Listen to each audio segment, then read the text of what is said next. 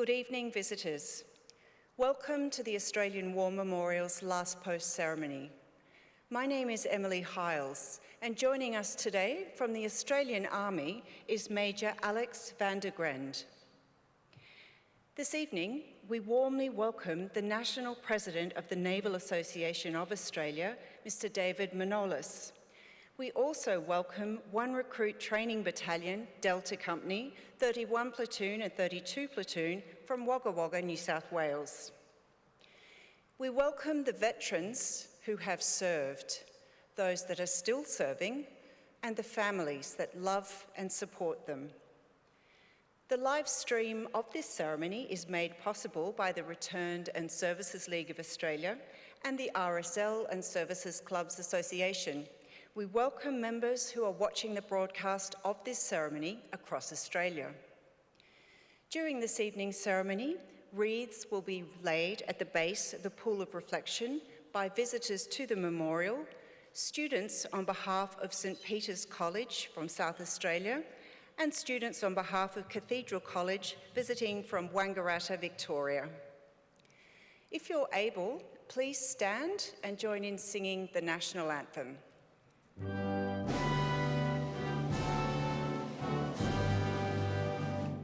Australians, oh let us rejoice, for we are one and free. We've golden soil and wealth for toil, our home is but by sea. Our land abounds in nature's gifts of beauty, rich and rare. In history's page, let every stage advance Australia fair.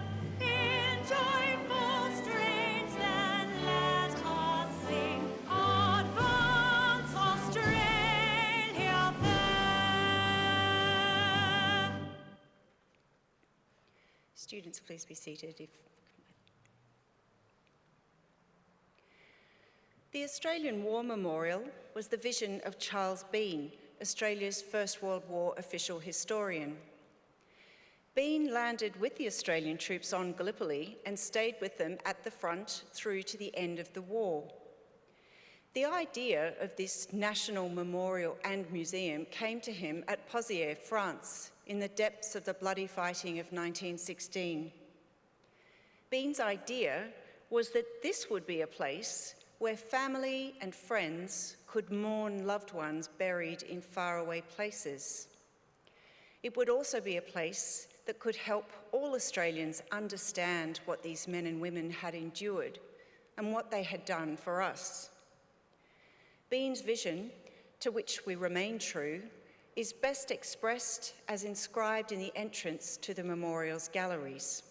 Here is their spirit, in the heart of the land they loved. And here we guard the record which they themselves made. Tonight, we'll read the story behind just one of those on the Roll of Honour, which lists the names of more than 103,000 men and women who have given their lives for us in war and on operations for more than a century. But first we present a lament, Flowers of the Forest. Wreaths and floral tributes will now be laid at the base of the Pool of Reflection.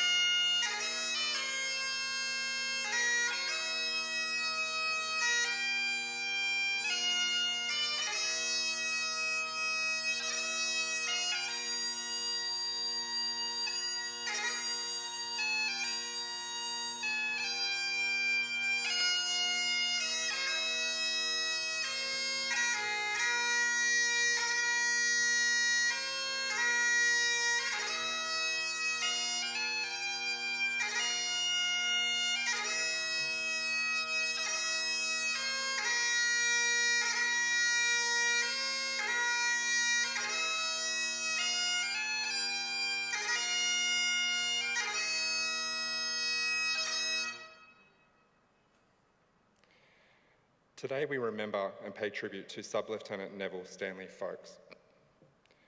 Neville Faulks was born in Sydney on the 20th of July 1923, the third son of Thomas and Jessie Faulks. His siblings were George, Ross, Lindsay, Joy, Belle, Bobby and Annette. Neville Faulks attended school at Jindalee before going on to Yanco Agricultural High School in southwestern New South Wales.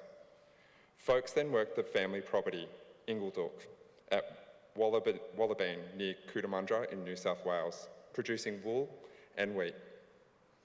Soon after he turned 18, Faulks enrolled in the Royal Australian Air Force Reserve on the 20th of July 1941 at a mobile recruitment unit at Harden, New South Wales. Called up in December, he enlisted in the Royal Australian Air Force as an aircraftman and, after initial training, he trained as a pilot, attending elementary flight training school at Temora and surface flight training school at Uranquinty. In April 1943, Faulks joined the recently formed No. 79 Squadron at Laverton, which was being equipped with the P-40 Kitty Hawk and Spitfire aircraft.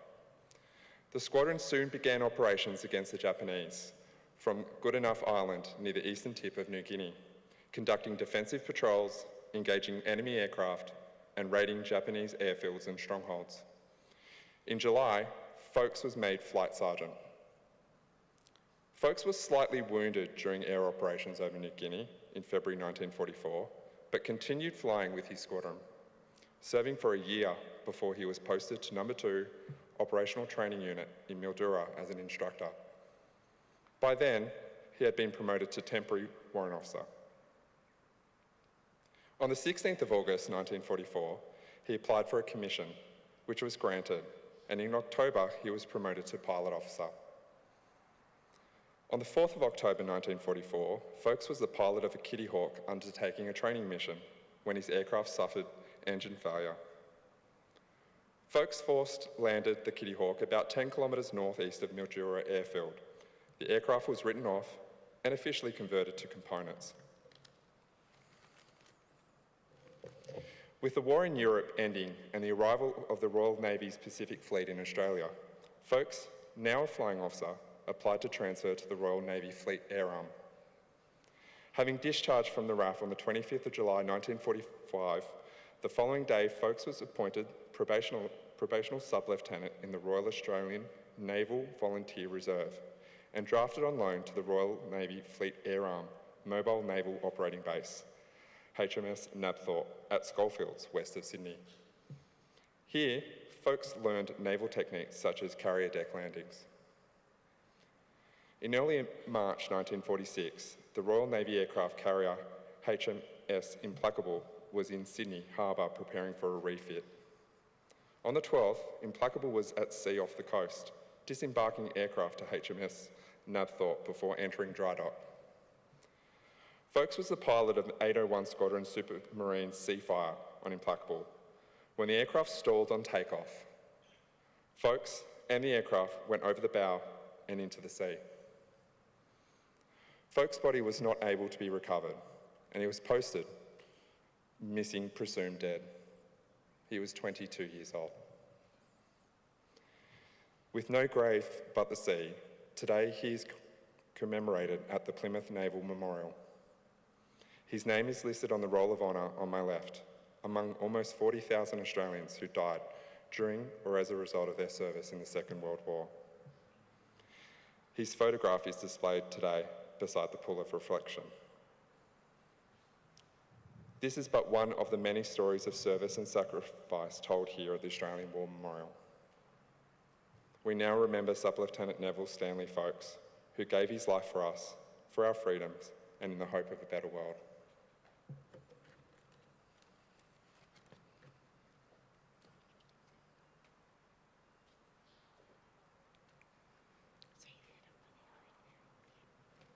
Please stand for the reading of the Ode and the sounding of the last post.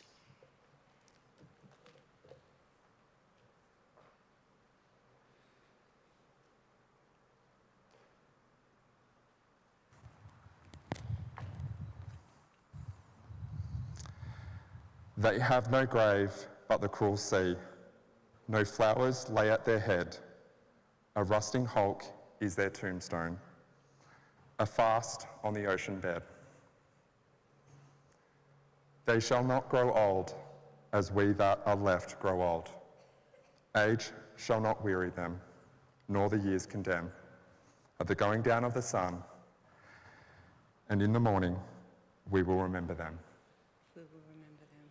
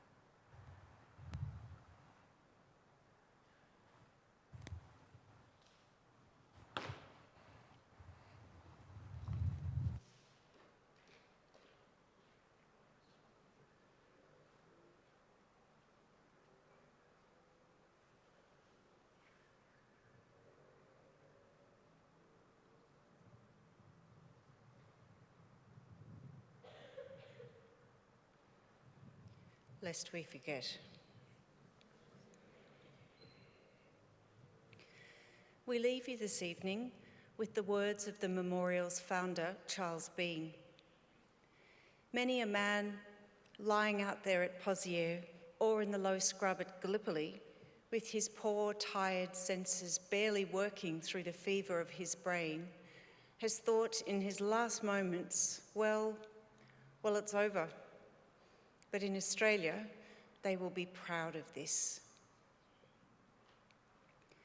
Ladies and gentlemen, that concludes the last post ceremony.